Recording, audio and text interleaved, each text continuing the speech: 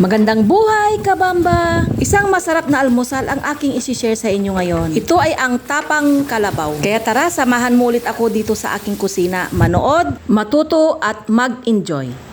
Nakabili pala ako ng 1 kilong karne ng kalabaw. Pero 2/3 lang itong gagawin kong tapa. Yung 1/3 nito ay nilagay ko muna ito sa freezer para sa susunod na araw. Baka lulutuin ko na lang yun na pigar-pigar. Inalis ko lang pala dito yung mga puti-puti o yung tinatawag nilang membrane. Yan kasi yung medyo makunat. Ang maganda na part na bilhin nyo ay yung sirloin o kaya yung tenderloin o yung tinatawag nating lomo. Ito kasi yung malalambot na parte ng kalabaw o kaya baka. Hiniwa ko lang ito ng maninipis. Para ma-achieve natin na malambot ito, kailangan natin lang itong slicein ng maninipis. Nakapag-try ka na bang gumawa ng tapa na gamit ang karne ng kalabaw? Kung hindi ka pa nakapag-try, try mo ito, kabamba. Dahil mas malasa o kaya mas malinamnam ang karne ng kalabaw. Matanong ko lang, kabamba, paano mo malalaman na karne ng kalabaw ang inyong binibili? Sa mga expert dyan, paki-comment naman po. Dahil itong binili ko ay tinanong ko sa aking suki na nagbebenta ng karne ng baboy. Tinanong ko kung saan yung legit na nagbebenta ng karne ng kalabaw. Dahil minsan ang sinasabi nila ay karne ng baka, kahit karne pala ito ng kalabaw. Ang isa na alam ko na karne ng kalabaw ito ay mas dark ang kulay niya. Kaya paki-comment naman po sa mga expert dyan. Thank you. After ko pala ito na slice ay akin na itong tinimplahan. Ito yung mga ginamit kong pampalasa. Bawang, dinamihan ko na ng bawang dahil mas malasa yung ating tapa pag maraming bawang. Pinong paminta at 2 kutsaritang brown sugar. Mas masarap din talaga ang tapa pag may kunting asukal. Kung di ka pa nakapag-try naglagay ng asukal sa iyong tapa, try mo itong lagyan para alam mo yung pagkakaiba. Nilagyan ko rin ito ng soy sauce. Mga 3 hanggang 4 na kutsara yung aking nalagay. 2 kutsara na calamansi juice. At yung panghuli ko nilagay dito ay yung seasoning granules. Optional lang yun, kabamba. Pagkalagay ko naman lahat ng pampalasa ay akin lang itong hinalo para ma-will combine yung nilagay nating pampalasa. Dito naman sa aking tinimplahan, after ko ito mahalo ay akin naman itong tinikman. Medyo matabang kaya nagdagdag lang ako dito ng kunting soy sauce. Kaya wag na wag ninyong kalimutan na tikman ang inyong ginagawa para mi-adjust nyo ang lasa. After ko naman ito mahalo ay akin lamang itong ililipat sa ibang baunan. At ibababad ko lang ito ng overnight. Bali kahapon ko pala ito ginawa, mga 11:00 ng umaga. Kaya hindi lang pala overnight ito, bali 23 hours na itong nakababad. Mas malasa din kasi ito pag matagal na itong nakababad. Nakagawa pala ako nito dahil may nag-request. Shout out po pala kay Ma'am Rodina Ramos. Talagang minessage pa ako ni Ma'am dito sa aking page. Ito na po ang inyong request, Ma'am, at sana ay mapanood nyo. Back to cooking na tayo. After ng pagbababad ko naman dito, nakulang 1 araw ay akin na itong niluto kanina. Sabi ko kanina ay masarap ito na almusal. Mapananghalian o kaya gabihan, pwedeng-pwede ito. Kaya ito ang aking niluto na aming lunch ng aking bunso. At nagluto rin ng konti kanina yung aking asawa, baon niya sa school. Kaya kalahati lang yung aking niluto. Dito sa aking non-stick pan ay pinainit ko na ito ng konti tsaka ko nilagay itong karne na nababad. At nilagyan ko rin ito ng konting pinagbabadan dahil papakuluan ko ito gamit yung sabaw na pinagbabadan para talagang kapit na kapit yung lasa ng sabaw dito sa karne. Kailangan lang na naka-full yung ating apoy dito. Lutuin lang ito hanggang maigana yung sabaw at dagdagan lang ito ng kunting mantika. Saglit lang naman yung pagluluto natin dito sa ating tapa na kalabaw. Pag nasubrahan mo kasi sa pagluluto ay maaaring maging makunat ang karne ng kalabaw. Pagkatapos ko namang naluto itong tapa ay magluluto lang ako dito ng sinangag. Gamit itong non-stick pan na pinagprituhan ko ng tapa. Para naman masarap itong aking sinangag ay naglagay lang ako dito ng kunting light soy sauce, fried garlic at kunting seasoning granules. Hindi mo na kailangan pang pumunta sa mamahaling restaurant dahil mas masarap talaga pag homemade. At makakatipid ka pa. Kaya ano pang hinihintay mo, kabamba? Magluto ka na rin ng ganito. Ito talaga yung masarap na partner ng ating tapa na kalabaw. Sinagag at sunny side up egg. Dagdagan mo na rin ito ng kamatis. O di ba, kabamba? Napaka-espesyal ng ating tapsilog. Baka bago ka pa lang dito sa aking page, pwedeng paki-follow or like naman po ang Bamba's Kitchen. At paki-share na rin itong video na to.